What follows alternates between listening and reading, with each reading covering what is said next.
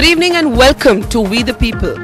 11 years after India's parliament was attacked, Afzal Guru, convicted in the parliament attack case by the Supreme Court, has been executed.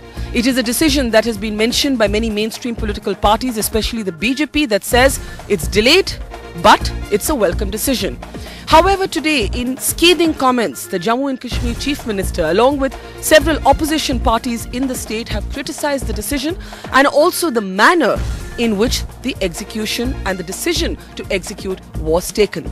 On the program today, we open up the debate to look at a wider question. Can you ever really separate issues of law from issues of politics?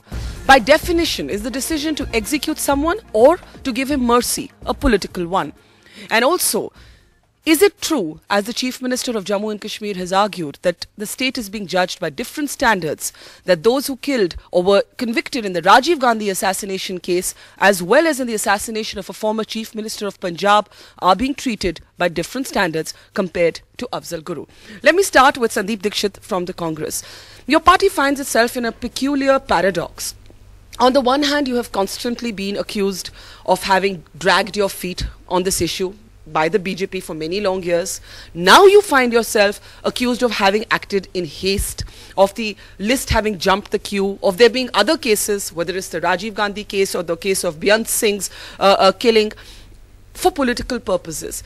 And people have pointed to a strange coincidence that the decision to execute Ajmal Kasab, taken just key days before a parliament session, this too days before a budget session. Would it be fair to say that the timing of this decision, because after all it was the Supreme Court decision, not the government's decision, it was the President's decision to reject the mercy petition, but that the timing is explained by politics, by the fact that we're looking at an election year and a particularly tough budget session? Don't think so. I don't think it's related with the sessions, because from what I know of the BJP and perhaps what most people know of the opposition, sessions will go rough or smooth, not depending on this. And I don't think the hanging of Afzal Guru was in any case any of the contentious issues that were going to come up in this budget session. There were other issues and there are other statements and other aspects that are going to come up. So I think to believe that this was something we did because we wanted to run a smooth session, I don't think it's a fair comment to make.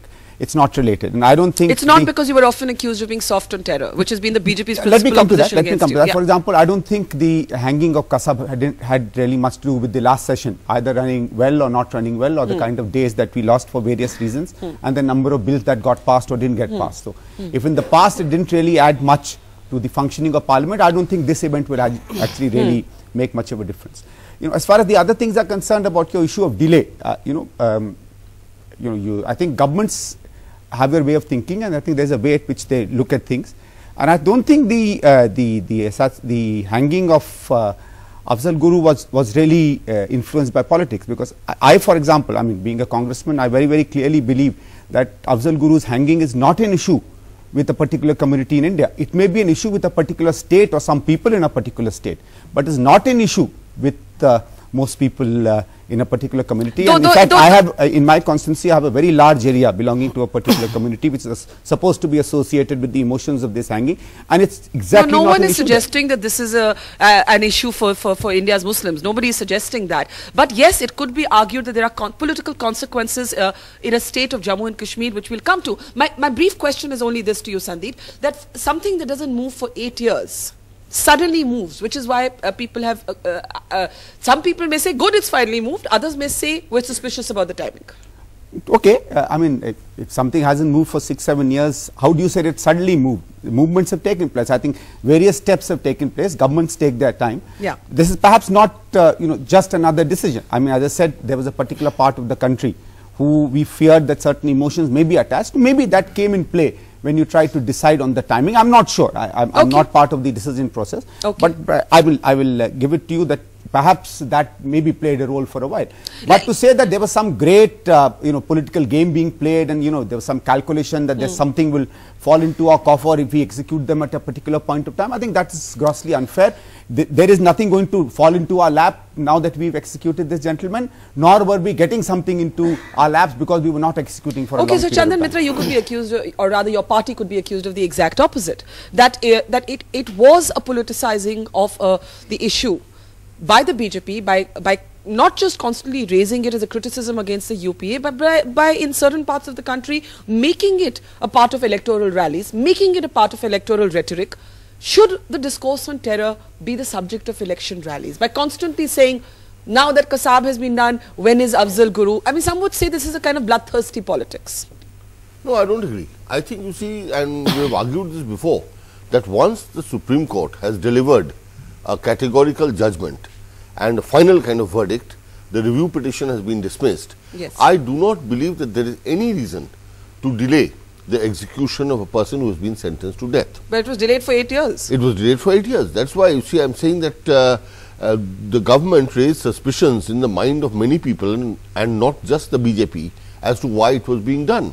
Why did this file, and Mr. Sandeep Dixit would know this very well, was they played football with it between the Delhi government and the Home Ministry for several years. It kept coming back and going back, and I think it was an absolutely delaying tactic. But one element I would like to introduce. I think the government needs to come clean. This UPA government has been in power for the entire duration of Afzal Guru's sentencing and final execution. Why did things not move at all for the first 5 years? And I know it is not customary to bring into question the office of the President of India, but I think the government would do well if they were to issue a clarificatory statement saying that the previous president, the predecessor to Mr. Pranab Mukherjee, had some objections. But India's #1 news app just got even better. Download NDTV's new app. Fully optimized for retina display. Full screen view. Faster response time. And Sudoku. NDTV's new iPad app. Download now.